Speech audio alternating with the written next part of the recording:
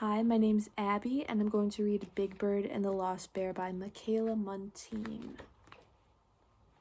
One of Radar's button eyes hung loosely on a piece of thread. His coat was dirty, and a bit of stuffing was coming out of one of his ears. "You don't look very well," Big Bird said as he carefully tucked his blanket around the little bear. "You'd better stay in bed until I get back from playgroup." Big Bird patted Radar on the head, then he waved goodbye and hurried to playgroup.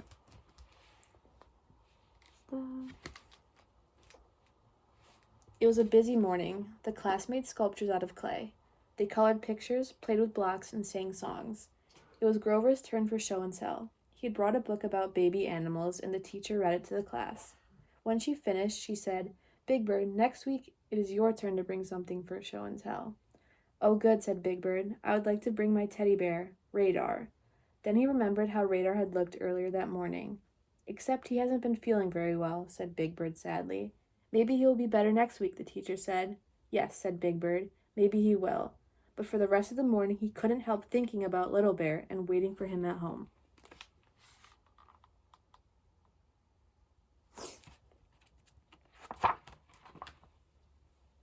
When Big Bird got home from playgroup, he called out, "Radar, I'm back!"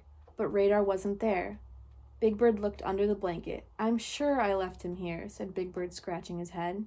He looked in the nest again. He looked in his toy box and every drawer in his dresser. He looked on top of things and behind things and under things, but he couldn't find Radar. Big Bird was worried. "Where could he have gone?" he said. He thought about Radar's button eye hanging on the piece of thread and the stuffing coming out of his ear.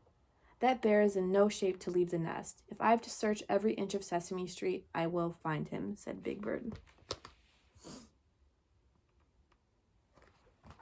There's more pictures.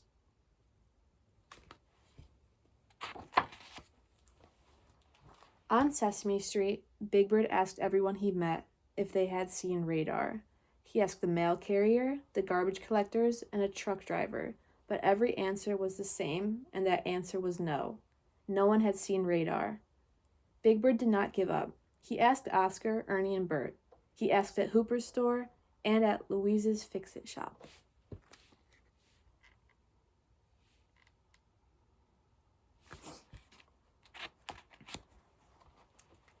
He looked inside a telephone booth, on top of the mailbox, and under benches. He looked everywhere he thought a bear could be, but he did not find Radar. Big Bird walked sadly down the street. As he passed the wash and dry laundromat, he glanced in the window. What he saw made him stop and hurry inside.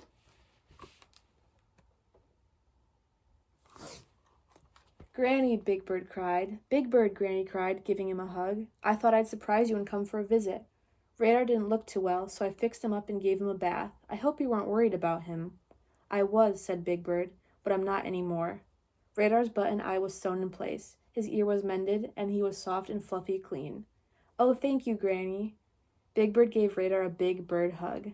"I have a surprise for you too, Radar. Next week you can come to playgroup with me."